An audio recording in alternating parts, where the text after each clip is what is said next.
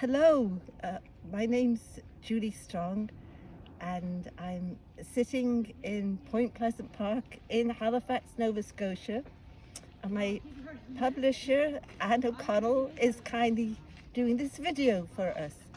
And my novel is the Tudor Prophecy, and it is my debut novel. It is set in England and Wales in 1541. And the brief synopsis is that there are two cousins, herbalists, Hester and Alice. And Hester is molested by Henry VIII, the villain of the piece, a narcissistic bully not totally unlike some present world leaders. And Alice is arrested for witchcraft. Hester, however, falls in love with a bard whose mentor has visions prophesying the ascendancy of Queen Elizabeth I.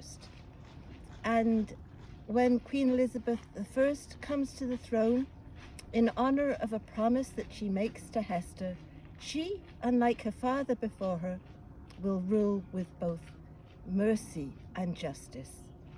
And now I'm going to read to you the first 2 pages, the opening of the Tudor Prophecy, chapter 1.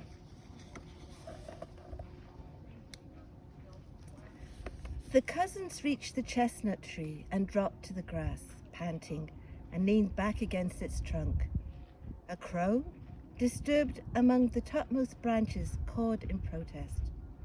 Had it been interested in living flesh, it would have noticed Hester, a young woman with hazel eyes wearing a red woolen dress and a white coif over her hair. It would also have observed Alice, slightly younger, garbed in blue silk and a black satin hood. But the crow, interested only in the dead, flew away. "I have waited all day to show you," gasped Hester, withdrawing a parchment from her sleeve. "I have an audience with His Majesty tomorrow." Alice's eyes widened and her hand flew to her mouth. "Surely you jest." Hester frowned at this response and stared up at the chestnut tree's canopy of pink and white flowers. The tree had been late to bloom this year of our Lord 1541. It had been a harsh winter, and folks whispered this was God's punishment of England. King Henry VIII should never have defied the Holy Father in Rome and installed himself as head of the church.